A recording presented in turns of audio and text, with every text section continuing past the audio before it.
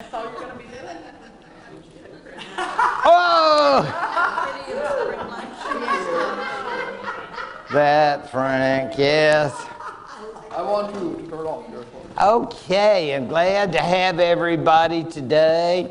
Was the rain coming, or is it come? It hasn't come yet. So I don't know if it'll be coming, but we won't let any of that bother us because we have some important business to handle.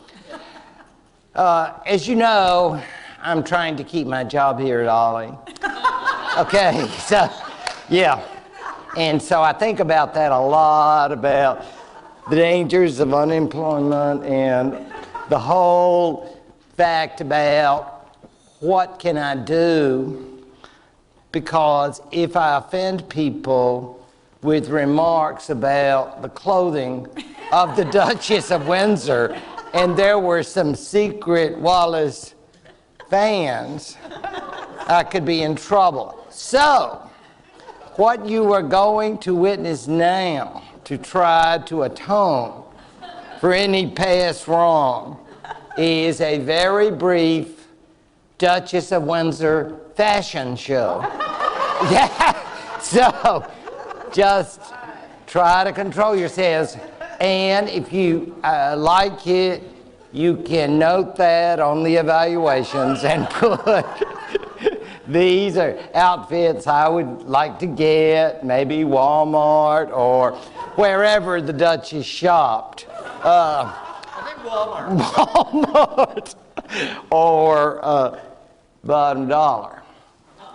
Okay. Now that is not what they call, Alan, come on now. You are the one who caused this. She's my favorite. Okay. Now notice that is not costume jewelry, bud. All right. That is the real thing. Okay. So it's not as if the Duke had to save up. No, they were well fixed to get that. That hairdo was, I think, pretty popular by that period, maybe the late 30s, early 40s. Is that a Marcel? It's a little... Is that a Marcel? I am afraid I don't know that. That's a little out of my... Start the next class with it? But thank you for pointing that out. But anyway, she has some jewelry, okay? In fact, she has a lot of jewelry. Now, once again, we've got to be dressed, and we'll notice we've got to have gloves. We don't go without gloves, and we are done up. I think we are very done up. And again, if you're asking about those pearls, they are real, okay? When the estate was settled, I think it was in the early 70s, there was still quite a bit based on that collection of jewelry. I don't know whatever became of the estate or the money, but I'm sure it was huge. I don't think she was giving it to her friends in the royal family. If you get my drift. My loving friends of the Windsors, yes. No, the Duchess. Now, again, we have plenty of gloves, and we have pearls, and we are, I think, ready to go out. Wouldn't you say the afternoon? Probably not evening. But she's not the sort of person who said, you know, let's just kick back and chill tonight, stay home and have pizza. No, no. I think the Duchess was ready for big time. What do you think? She was a very, very social. So, Alan and others who have been concerned, I want you to know that she wore other things other than that horrible thing that we saw last week. And so now we can proceed. Yeah. Okay, we're through with the beauty pageant, okay? This is not part of that exhibit. Yes, it's popular front time, people who love Third Republic. Yes, bloom, bloom, bloom. a very, very important figure in the history of modern France. And he lived for years after World War II, despite the fact he had been in a camp himself as a Jewish French leader and as an individual, as we will see, who had opposed the Vichy government. In any event, Blum was, interestingly, the first Jewish premier of France, and he was a major socialist. But as we know from Israel and France and Weimar Germany, there are just lots and lots of different political parties. And if you were to be Trivial Pursuit and asked to name all of the political parties in Third Republic of France, I don't think I could probably, don't call me, okay? Because I couldn't do that one.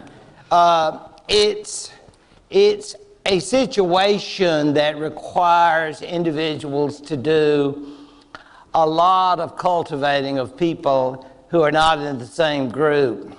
So I'm thinking nowadays it would be very troubling if people tried to do anything like that. And it was hard for Blum. But he was able to do it because many people, we would call them little r radicals. I don't want to get too excited about the radicalism, but radical Democrats, little d, and of course the other various leftist groups who went from pink to red, I mean, in all shades therein, if you're a fashion person and are interested in colors. I'm sure they had all kinds of groups. And in order to form the Blum government, they had to bring them all together. And I got a rather thin skin, so I couldn't have done it because you know how folks are and they can act painful. And then I would get sniffy and they'd be sniffy and we wouldn't have a government. But Leon Blum apparently was willing to say, I hadn't thought about it that way. That's a good idea. Thank you so much.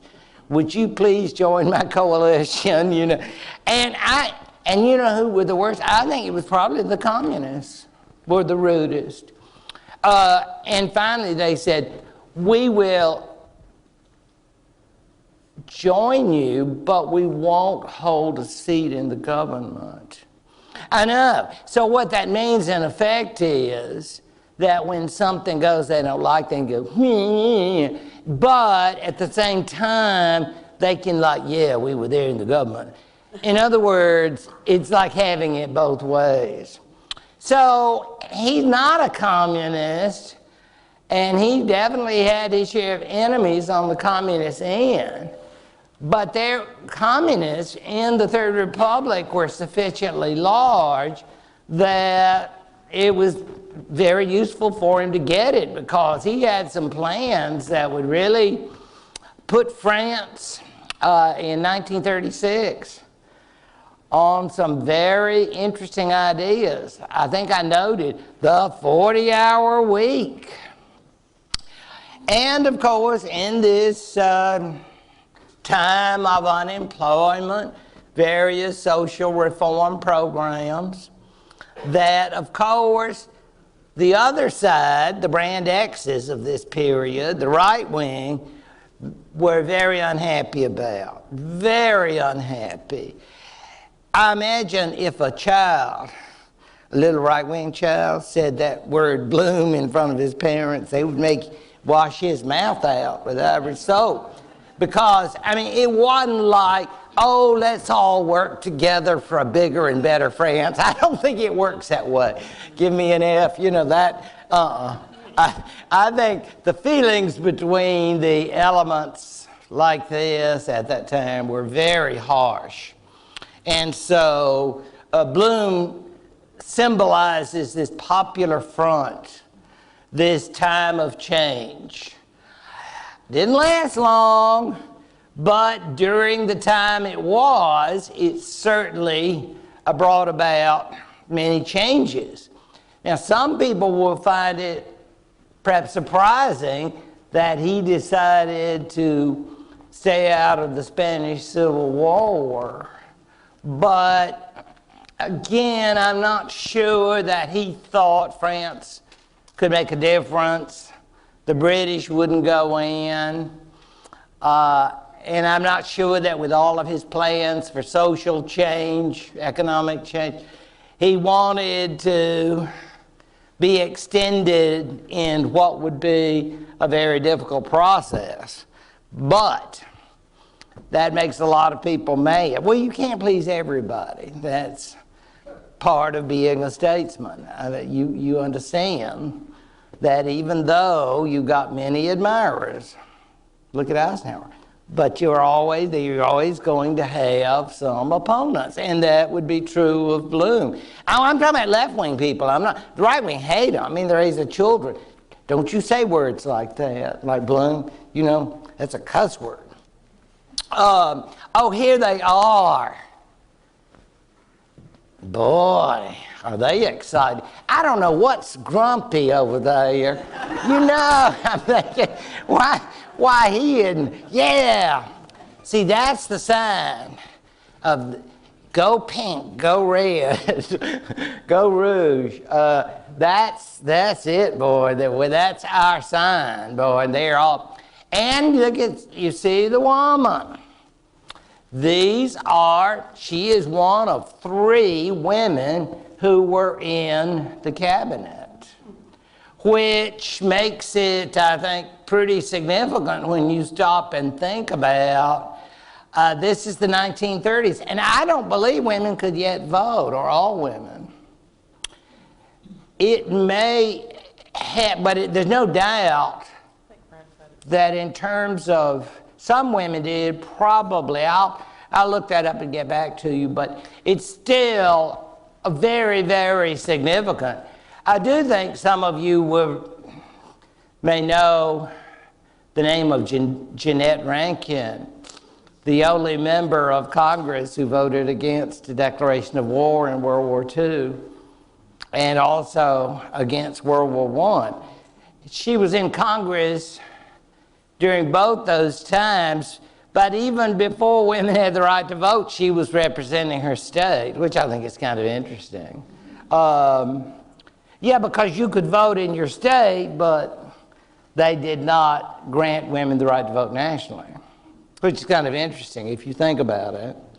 So, there was a lot of support. I'm sure they had lots of demonstrations, they still do, don't they? So, yeah, folks get excited in Paris. Yeah, and again, the working movement, various groups who are there and excited. What were you? Is that the hammer and sickle? No, I looked at it. I really did. I don't think it is. Oh, okay. If it is, I really tried. I just don't. It seemed to me, it looked like some other kind of working sign. Spades, maybe? You sure it's not a PF or FP, Front Populaire? That's possible. That is a possibility. I just couldn't see it well enough, but it could be Front Populaire. Yeah. So, obviously, they are people of the working class, and if you are in business, or you're in the church, or you upper class, you probably are not out on the streets, okay? This was not a good time for you, because this was the time of this popular front. It could not last because, like most people, the French find it hard to work together for too long.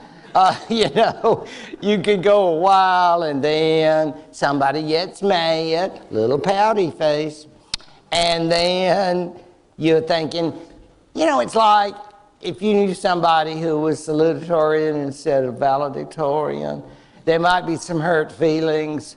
That 395, it'll do it. And they say, well, I just won't come to the graduation party. Yeah, I mean, people are very competitive. So we have to understand that. And this particular business of the Popular Front was, I would say, in the history of the Third Republic, one of the most significant times. Now, that doesn't mean that everybody liked it. And again, I just love this because, again, I don't think anybody, liberal or democratic, was responsible for that. Yes, I do want, always, we want to understand the Popular Front had lots and lots of enemies. And anytime you don't like the Popular Front, you just say, aren't you associated with someone whose initials are JS? And they go, sacre bleu, you mean, yeah, I mean, you know, because they say, no, we're all friends all the time. No, you're not. You are just a puppet. And you say, of course, you say, well, look at those big hands, Stalin hands. And Stalin, of course, is taking all, these are the Soviets who pull the strings of the Popular Front, and these individuals are supposed to represent groups within the Popular Front. And again, I have to point out that if that had been true, then presumably France would have supported the cause of the Republicans in the Spanish Civil War, which they did not.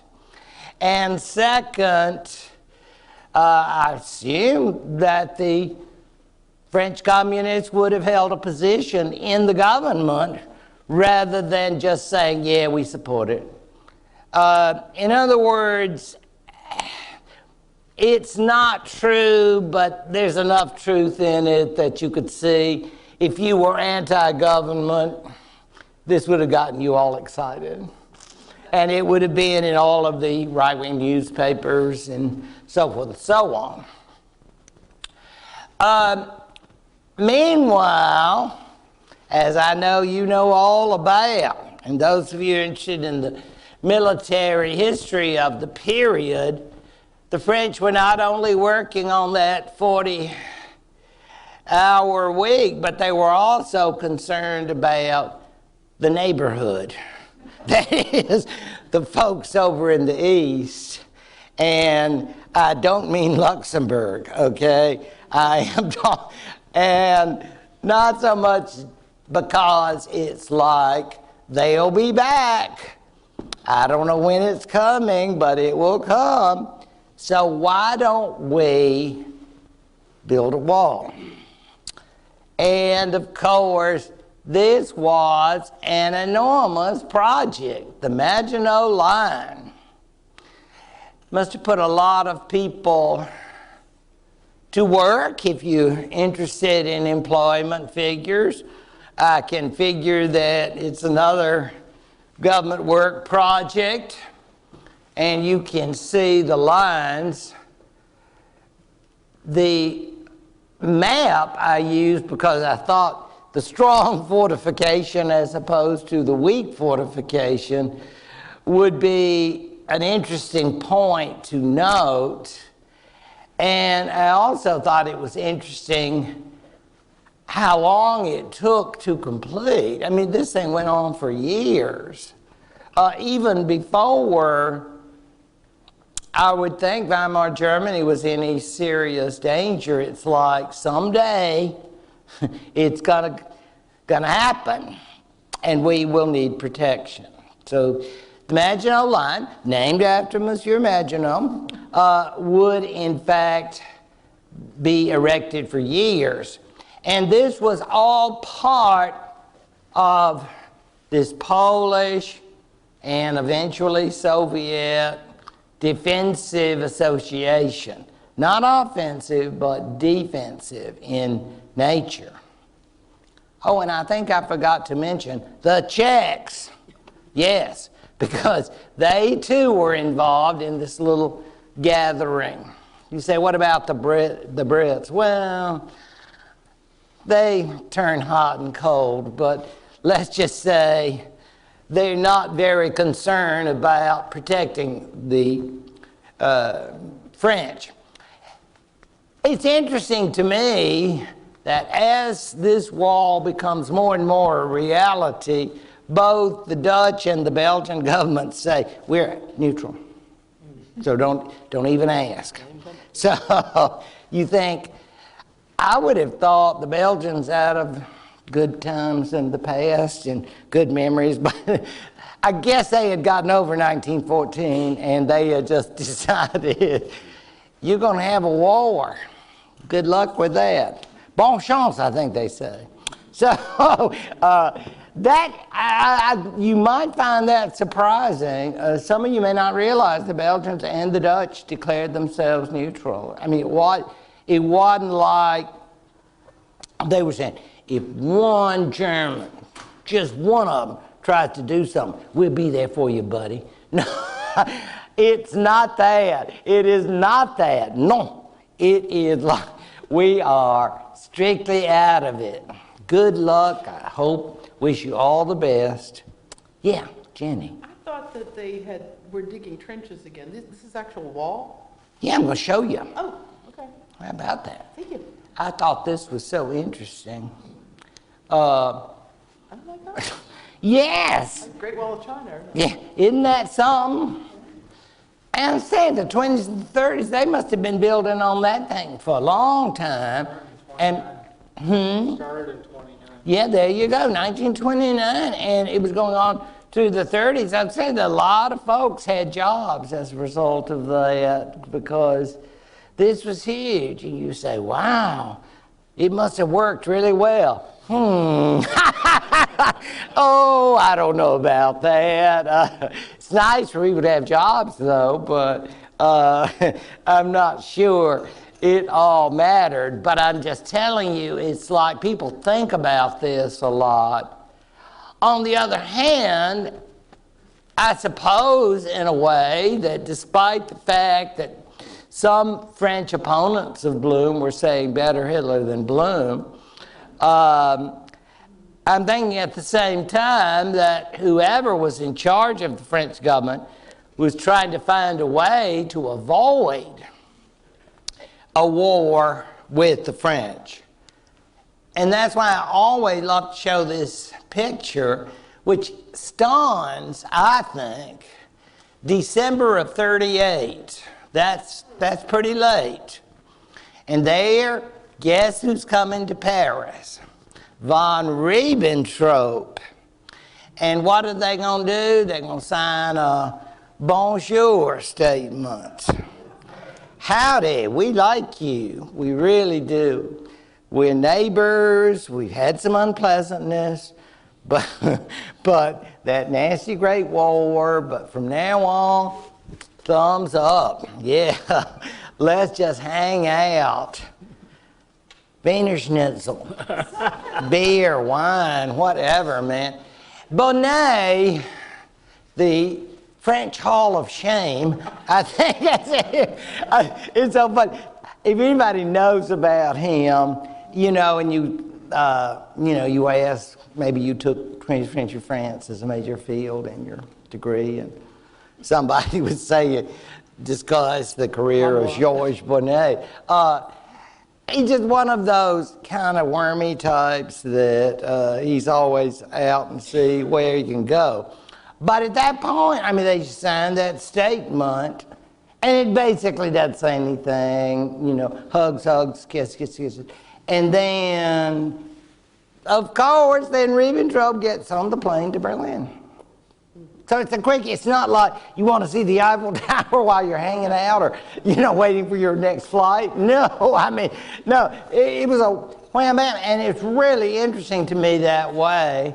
And I don't know, I guess, but they thought it would be useful politically. And I certainly don't know what Ribbentrop. I mean, if that's what Hitler wanted, he did it. But it really has no significance, shall we say, in terms of the future. Because we know 1939 is going to be a big year. Big year. So in December of 38, I guess maybe it helped Christmas. I don't know. if you're seriously delusional. It's a run on Kicklighter. Yeah, I know, and you could say, wow, we have this agreement. Is this cool or what? Yeah, all of that. Okay. So, on we will go. Yes, we go, Frank, thank you. Now we take a very different tact because it is so essential to the tale of relations. You probably know a lot more about the latter than the former, but I think both conflicts are very, very interesting in this connection because, well, I think despite, in terms of relationship building, let's just call it that, because let's face it, the Italians and Germans had some bad times. And what was that old song? Why do we go on hurting each other? And I think we can almost say that about the Italians and Germans. Believe it or not, this is where they're going to come together, Ethiopia and Spain, and realize now we will always have each other. And indeed, in a rather interesting way, they did, at least until 44, 45. So during those years, they'll be tight. But of course, it'll take a lot of, shall we say, inner relationships. They'll realize there was never anybody else. Sometimes I might have thought that I could have, it was always you, baby, you know, that kind of thing. It is amazing.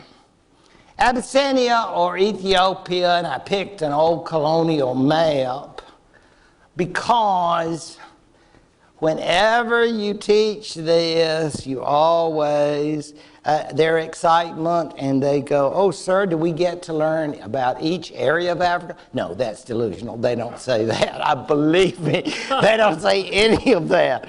They say, do we have to know this? The point is that if you are looking for an area that Western imperialists missed out on in Africa, you are not looking at much.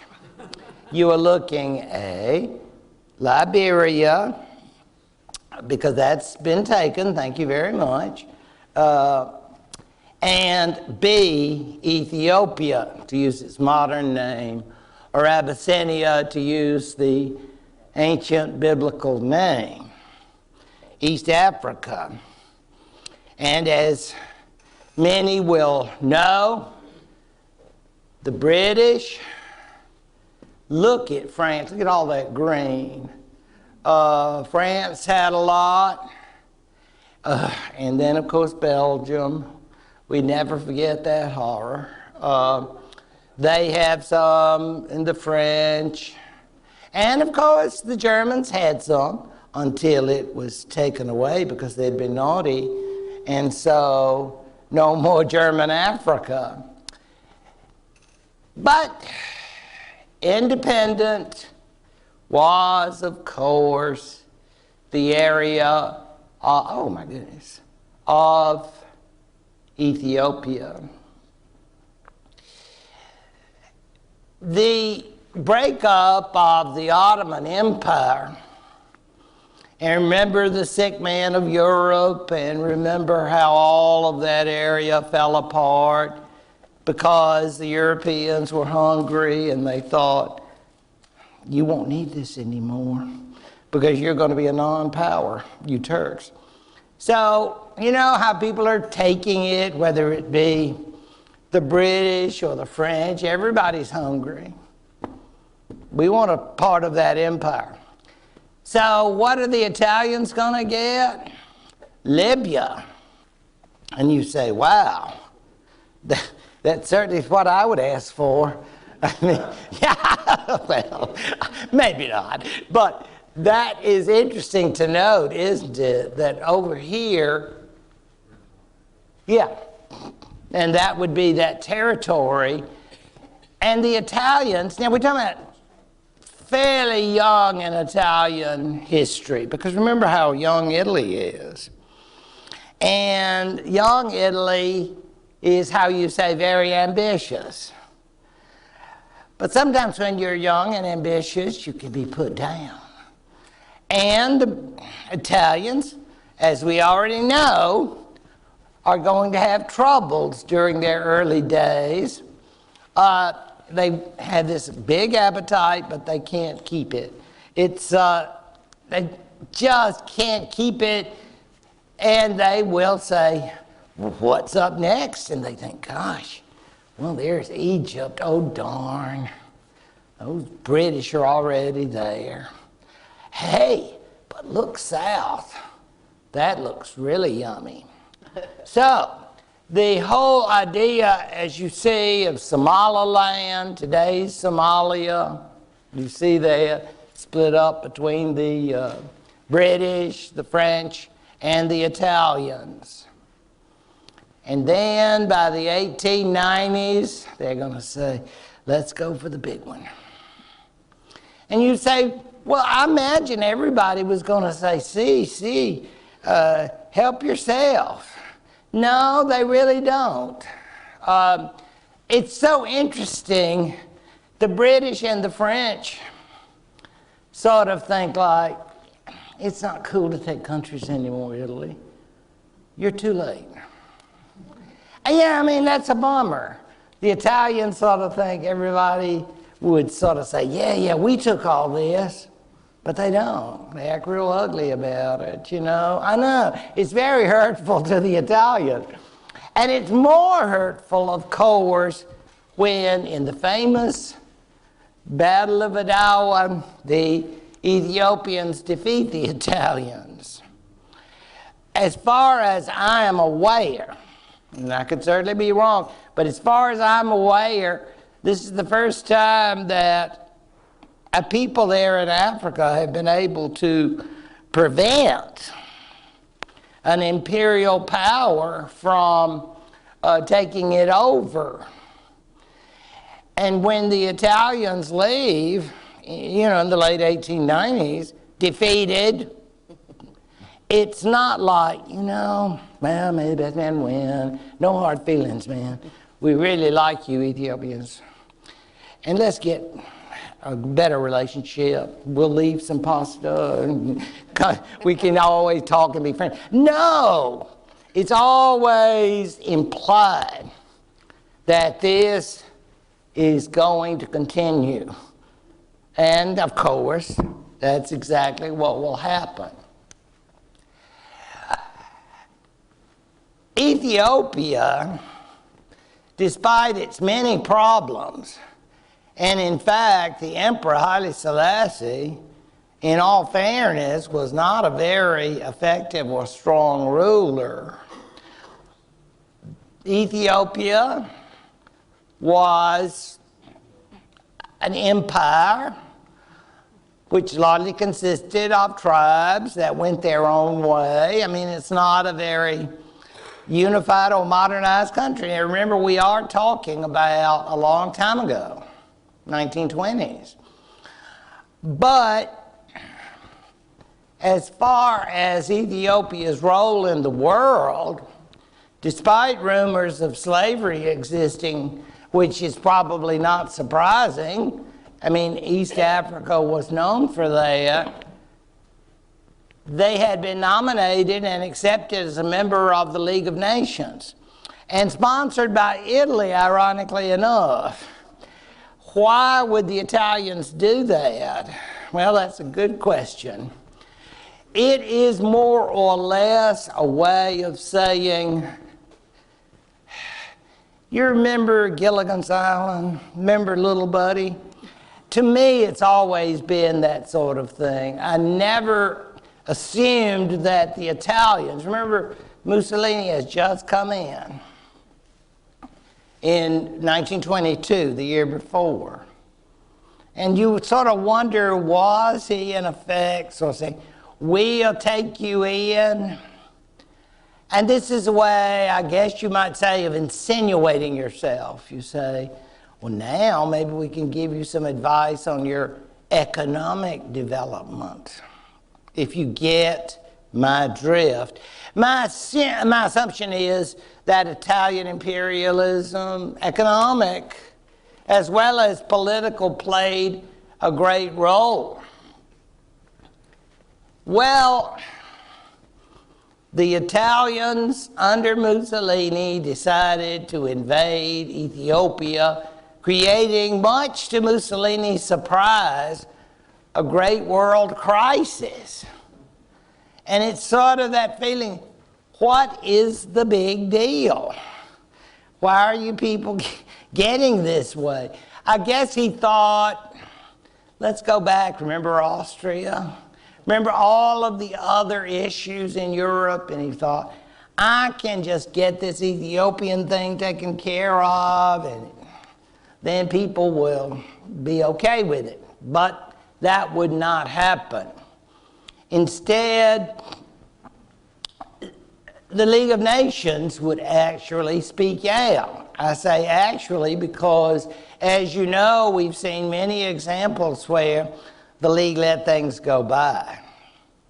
And maybe it was the French, maybe it was the French and British together that demanded that the League say something about Italian actions. But for whatever reason, it upset the Italians very much. This is going to lead, I should say, to the end of Italian membership. So number 3 is going to be out. But meanwhile, what about Ethiopia and its independence? Well, the General Assembly condemns aggression. And then we're going to go on the embargo. We talk about embargoes a lot nowadays, don't we? I'm still going to be interested in embargoes. Somebody said, gosh, that embargo, that has been so still. I want some peace, man. I want better relations. Give me a hug. I'm waiting for that. I'm not holding my breath, but I'm waiting. Because this has been going on a long time. There were embargoes against Italy. There were embargoes against Japan. So, at this point, everyone thought maybe Mussolini, angry, but realizing that he had brought the wrath of the Western world against him, would then say, okay, no more Ethiopia. Well, they tried to work out a deal. This is one of the famous deals known as the Hoare-Laval Plan. Sir Samuel Hoare was the British Prime Minister. And if you ever get into a Trivial Pursuit event and you're asked to name all of the British foreign secretaries, I know, try to control yourself. Don't show off to the regular people. Because a lot of people won't know like Stanley Baldwin. He was his foreign secretary. Nice man, conservative. He was a lord, but he kept that until after this was finished. Viscount Templewood he was. So he was from a great family, lived till 1959, and very, very much a part of the conservatives who ran the British government. And they thought, well, let's get with the French and do something about this Italian unpleasantness. That's what I think they thought of it as being. Laval, you can just call him Pierre if you wish, was not going to live until 1959 like Sir Samuel Hoare. He departed this life in 1946, and we'll have more of that. I just pulled out one of my books that was called 9 Troubled Years. You say, wow, I bet that's a bestseller. It was the autobiography of Sir Samuel Hoare. And you say, wow, I'm jealous. Try to control yourselves. It's like I got it at one of those sales. Sometimes when I got it in Oxford, England. You know, when people pass on who are famous scholars and their families are not, they want hard, cold cash. And then there are little vultures like me cruising the book club. I'll take that. You know, I was a very, very bad person back then. I was always trying to. So I got it, and it was the memoirs of Sir Samuel Hoare. I mean, yeah, there was some ugly fighting, fisticuffs, in order for me to get it, to fight off the people who were trying to grab it. But I got it. So you talk about some good reading. It tells, interestingly, about his speaking at Geneva. He spoke at the League of Nations about condemning Italy and saying, but I think we can work something out. So after that, he visited with a man he described as not a very pleasant person. And he was speaking, of course, of that infamous Frenchman, Pierre Laval, whom he described as having a dirty white necktie and oily hair. If you have seen portraits of Pierre, he wasn't pretty, okay? No Adonis he. But he was the individual. This is the mid-1930s, and they worked on a deal that they thought the Ethiopians would accept. And this whole Laval plan, and you can tell from the map what they have in mind.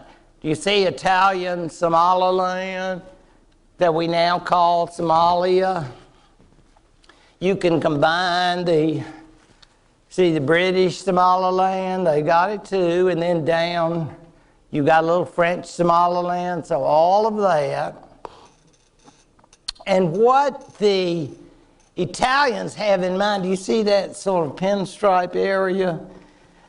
The Italians, according to this whole Laval plan, can move into that area and work on development. You say, wow, development, that sounds nice. Well, yeah, I suppose this would be something useful for Italian business, but I also suspect it would have some military repercussions. And they think, well, and the rest of it, which I imagine is mostly desert, that'll be sovereign land of the Ethiopians. We're not asking for everything, according to the whole Laval plan. So everybody should be happy.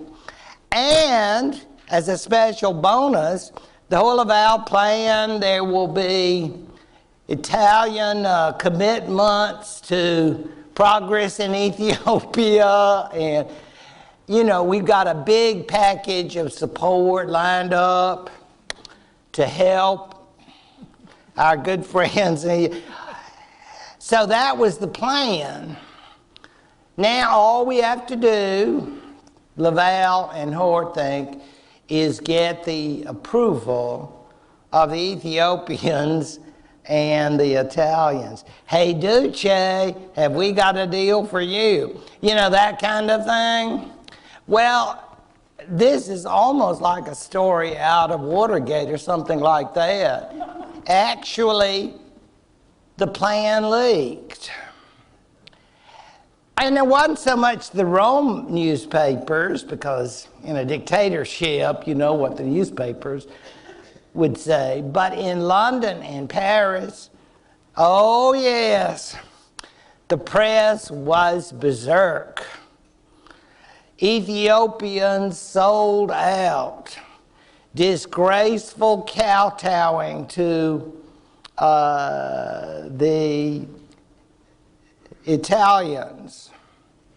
Oh, in my book, I mean, it is just painful reading of 9 troubled years, and you think, oh, bless his heart, Sir Samuel. I mean, you know we love you, but we're going to have your resignation. That's how people lose their jobs, folks. Sir Samuel, he was a very ambitious man. I'm sure he wanted to be prime minister.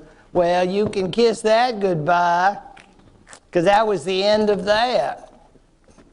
In other words, both men essentially, that is, Laval and Hoare, lost their jobs over proposing this, because I guess you would call us the regular people, the voters, aren't we? That's, I guess, what we are.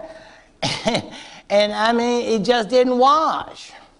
Now, if we didn't have democracies, it wouldn't be a problem, but it was a terrible problem both in Britain and France. And so, eventually, with the Ethiopian Emperor Haile Selassie unwilling to make any kind of deal or settlement, and the Italians determined to get their way, and this included, of course, bombing of civilians and the use of modern technology. Yes, unlike was the case in the 19th century, when things like that had not been fully developed, Ethiopia would fall. Interestingly, when I was in Britain one time, I had the opportunity to go see where he lived during World War II. His visit to Geneva was supposed to have been one of the most moving sessions the League of Nations ever had.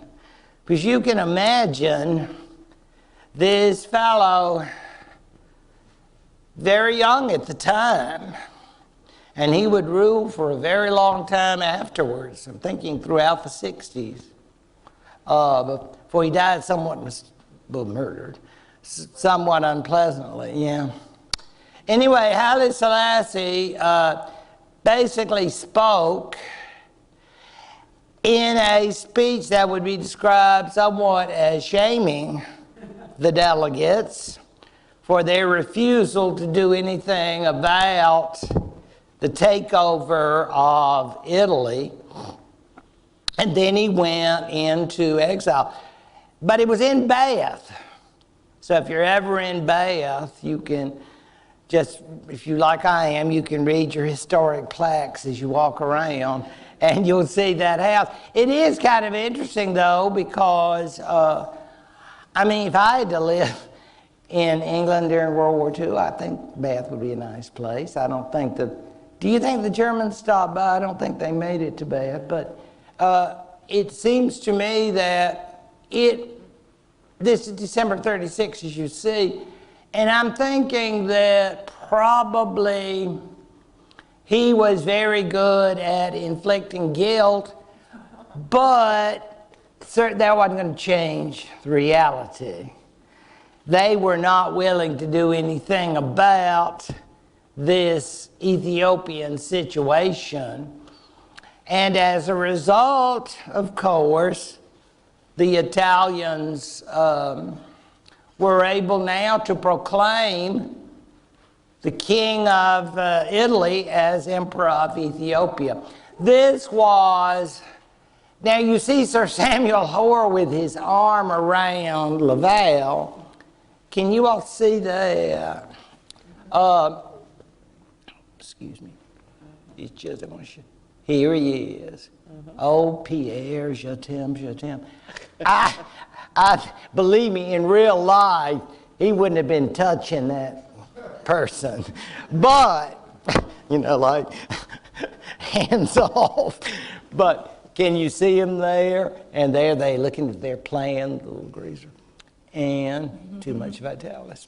And that was something men used in their hair. And of course, ho, ho, ho. And of course, we always have the female role. You notice that? This is like supposed to be justice and righteousness. And look what he says. League is contemptible. But you are the league. It's like, and he says, well, if you feel that way, then I'm going to leave. Well, there you go. So, we've got 3 major powers down, and they've left. Japan, Germany, and now Italy. And who else is going to leave? Not you. You are, however, having a break. So, enjoy your time now. Get this show on the road. Yes. Okay. Ollie breaks. Are you ready, boss? I will if that's the will of the people only. But. Oh, really? Okay. See, that's always bad when I get a command. Okay, authority and power. Yes, I like it. So, yeah, it was kind of interesting to think of this was typical Western editorial condemnations of Mussolini, which I seriously doubt kept him up at night. Because I think he had his mind on this. It was very exciting for him. You know, you may not be surprised that the King of Italy was not just crazy about him. I really think Mussolini would have preferred he didn't exist. But, because, you know, it's like Hitler doesn't have a king. It's kind of a jealousy thing. No, I mean, there was no German ruler left, and so it's like, I'm Hitler, I got it all. And whereas Mussolini normally had to deal with a king and take him everywhere and say, oh, you get to go to that banquet, because you want to do those things, but you're just the chief minister. So it hurts. In any event, I'm sure he got a big kick out of saying, well, the king is now the emperor. And don't think that didn't, I mean, it's not like the Italian king said, oh, shucks, don't call me that. It's so embarrassing. I think he dealt with it very well. That would be part of the official titling of the Italian king, would be Ethiopian emperor, such as it was. But, that's another story altogether. The difference between reality and titles, right? Now, this is something I didn't know about and really enjoyed getting to read about. Because let's take you to Harlem in the 30s.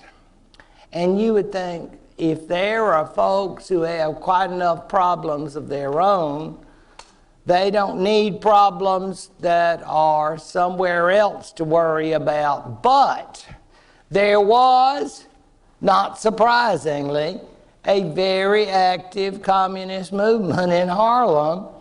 And there were other movements that would, I might say, create a bit of agitation for the conscience of the world to act against the Italians on behalf of the Ethiopians. So I did think this was rather interesting, and I suspect relatively little known because very little is made of it. I mean, this sort of thing came and went. Believe me, as I say, there were enough problems being an African American in this period without trying to deal with others. But if this was something sponsored by the Communist Party and others who had an interest in agitating, then I can see why this would have been going on. In any event, just a little sidebar there. Did you have any proof it was communist? Oh, yes. Okay. I mean, it was very clear because the USSR, as well as the Comintern, was very concerned about trying to create any issues of, well, I'll get more into it, but the British and Italians getting along, or the Hoyle Laval plan working, they wanted to keep things stirred up. And of course, then you get to the issue of human rights. I mean, the NAACP was probably interested as well. But as far as being an issue of international interest, I think it was probably the communists. Meanwhile, you can't beat the New York Times for putting it right there in the front. And in fact, I read on after the headings, and those with really good eyes, you'll see Troop Center. Rome denies this, but admits a raid led by Duce's son-in-law. And I'm thinking, that's a very interesting business, isn't it? How that was going on. And you see, you go all the way down, see where Laval and Eden confer. That's the famous Anthony Eden, and we'll have more about him. But for right now, he got that job when our friend Sir Samuel Hoare had to resign. So just to point out, it was a very, very active time, and we are talking, notice the newspaper, 2 cents. So 2 big cents, right? What is it, $1.25 now or something? More than that. I try not to. Okay, I try not to look. I just, I just get it and then try not to think. So anyway, all of this is an example. It's going on, and you can see the date up there again with good eyes. That clearly people were aware this was going on. You say, well, gosh, I guess that's all people are talking about. I think there's something called the Depression. Maybe people are thinking about that a little bit more. Maybe they say, well, I'm sorry about the Ethiopians, but, we've got our troubles too. Well, so now, dear Victor Emmanuel, Ethiopian Emperor, I'm sure Italian business interests moved into this area. Mussolini could crow about this. If you wonder what his ratings were, I imagine it would help his Rate My Dictator. I imagine people would give him a 5-star. Yeah, he's conquering, he's super bad, everybody. It's sort of like, wow. But I'm going to warn you, sometimes popularity can turn out poorly. Seems good at the time, but it doesn't last. The League of Nations is not dead, but it's dying. It has not had a long life, but then it had no real successes. I mean, they tried to encourage the British and French to work together, work with others to create an embargo on the Italians. Of course, they condemned the actions of the Italians, but what are you going to do? I mean, the League doesn't have an army. They can't go, we'll hold up the Italians, we'll scare them out of Ethiopia. I doubt it. I mean, it's like either put up or shut up or something of the sort. It's very bad. I mean, the League continued to talk about it, and the Italians say, well, then we'll leave. Ciao. I mean, it's not that there's any effective way that I can imagine that they could have had any accomplishments. And Mussolini must begin to feel, I wonder, who can I turn to? Seems like nobody likes me anymore. Yeah, you can tell I'm building it up, right? Yes, am I building it up? Is there somebody out there? Yes, yes, yes, yes. Oh, we've had our differences before, but maybe it's time that we come together. Maybe we can come together in a beautiful place down south. What do you mean? 5 letters, 1 syllable, starting with an S? Yes, yes, see. Yes, we are going to Spain.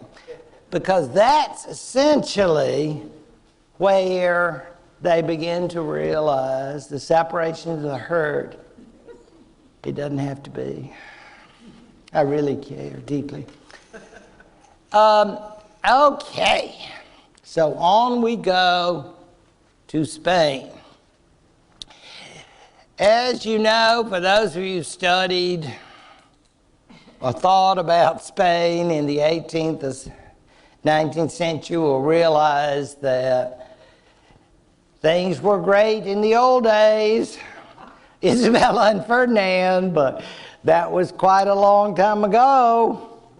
And Spain has not been on a particularly high level since then. Essentially, Spain, like many underdeveloped places, is sharply divided between right and left. Who's right? Well, if you say Roman Catholic Church, you would not be off, and you're not going to mention the Spanish Baptists or Presbyterians, are you? Because that was a very small group, so we won't worry about those. Yeah, they had a special little group. But anyway, the Catholic Church and the aristocracy and whatever business interest you want to, who were, what should we call them, traditional Spanish elements. And of course, the other side. And that's the usual roundup from pink to rose to red. The radicals and the socialists and communists, but let's also mention the big A, anarchists. Anarchists, for some people, are very romantic. It seems odd to think about an anarchist being romantic, but have you ever noticed they're young and they don't have to pay for life insurance because they're not going to be around long? Yes.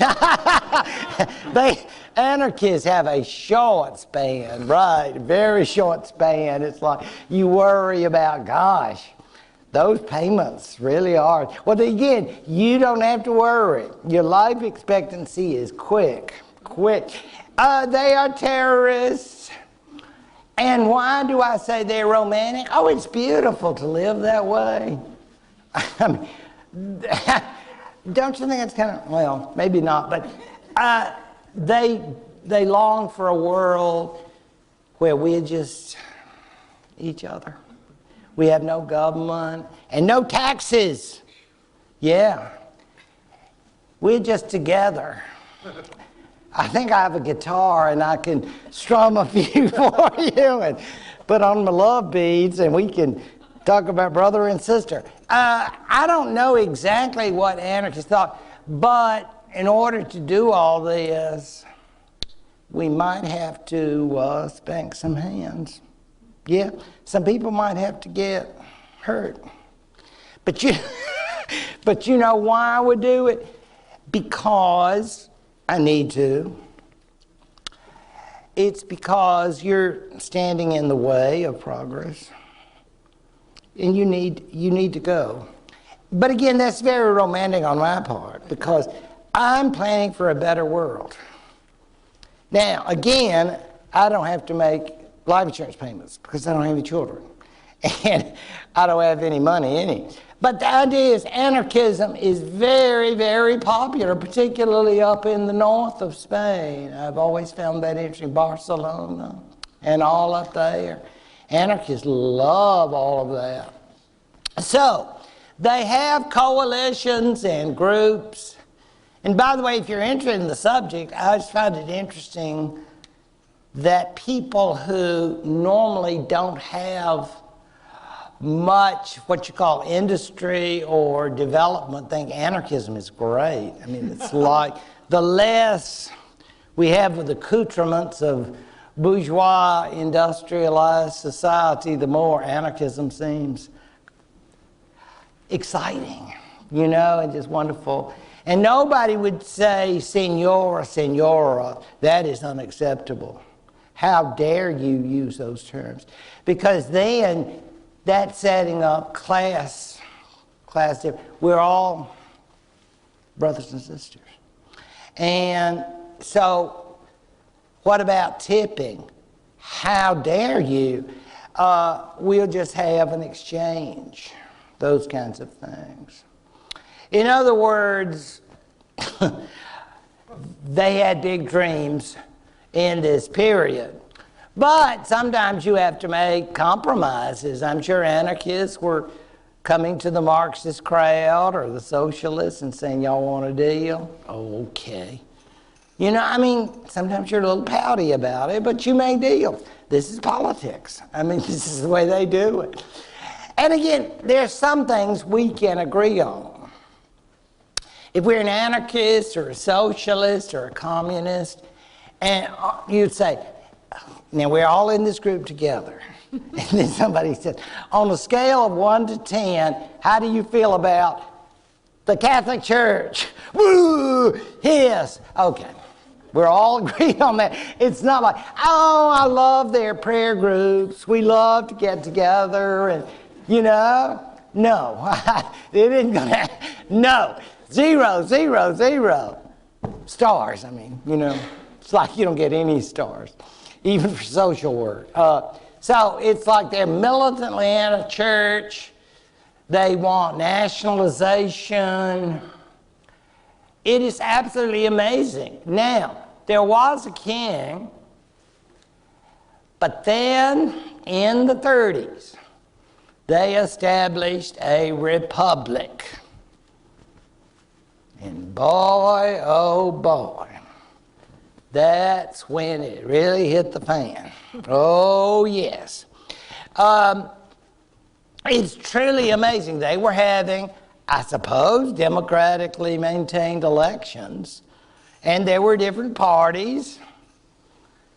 But it turned out that by slim margin, and that's how elections happen sometimes, by a very slim margin, these left-wing parties eked out a victory. And boy, they took it and ran with it. They didn't go, oh shoot, it was so close. Would you all like to have another election to make sure? No, we won, losers. So, all you upper class or Catholic, whatever you are, shut up. Yeah. Because we're on the progress train, and you're not. because you're a loser.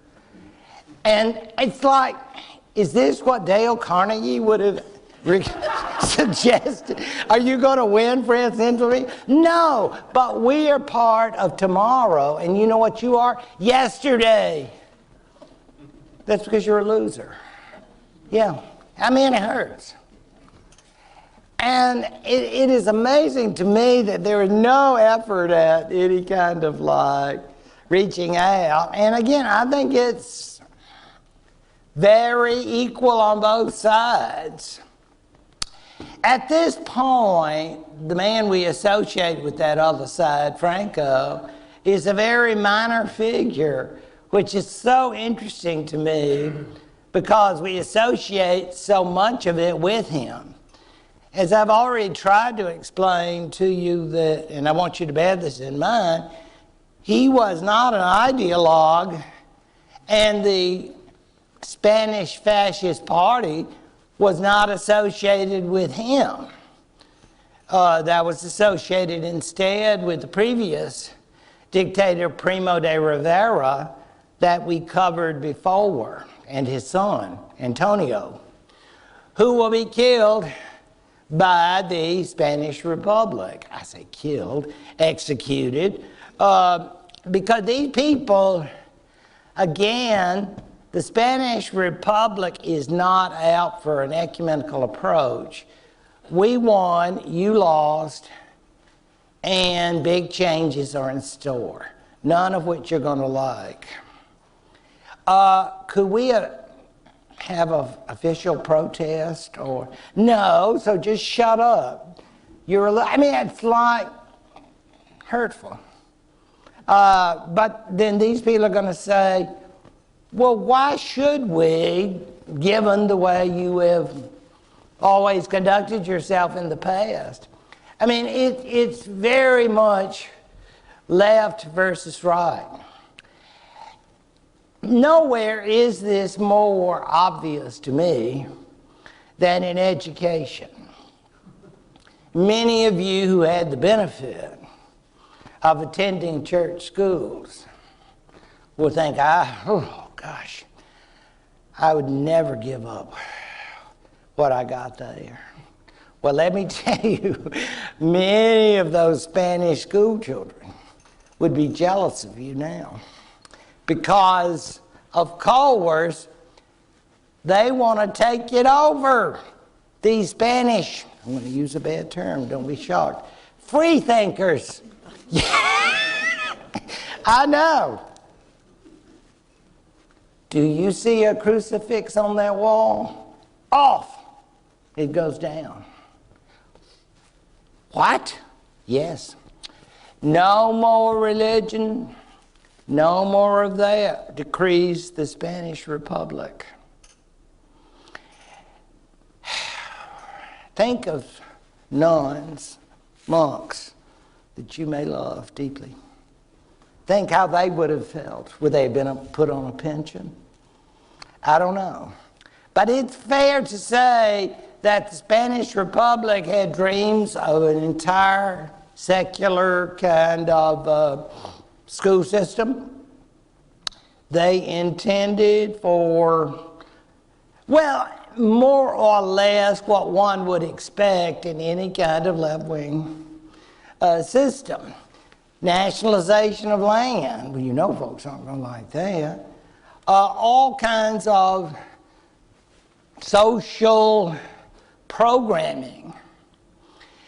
In other words, it was definitely by the mid-1930s a world that was not pleasant to what we used to call the establishment, the former leaders of the Spanish world. And remember, far more than, say, a France or a Britain, and this may be hard to believe.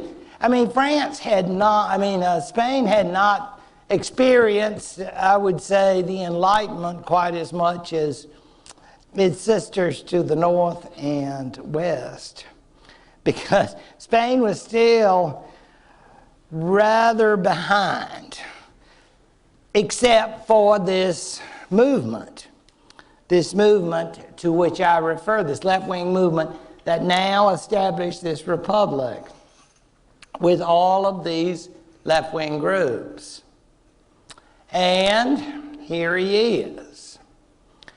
This is not the way I think he looked when most of us were growing up. I think he probably aged a bit, but he lasted till 1975, so he must have been living somewhat right.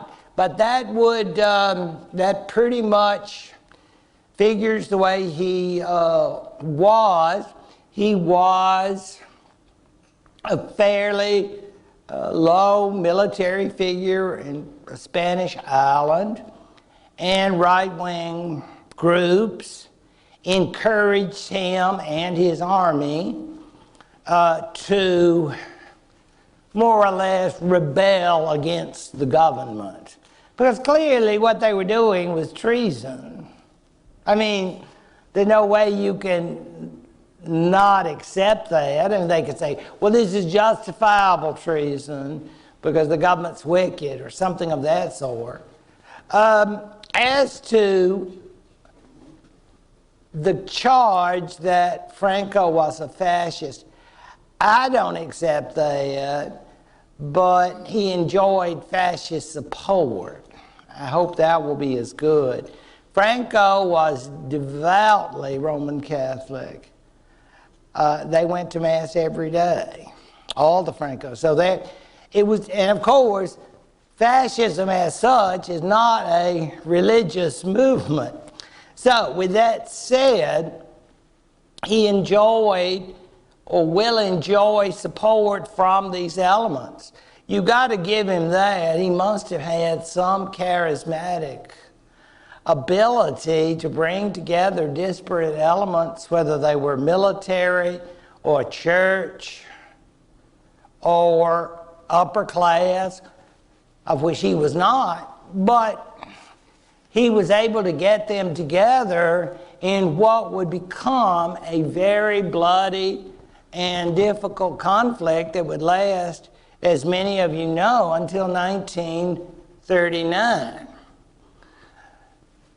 There are the followers of Franco who are called nationalists and supporters of the government who are called loyalists.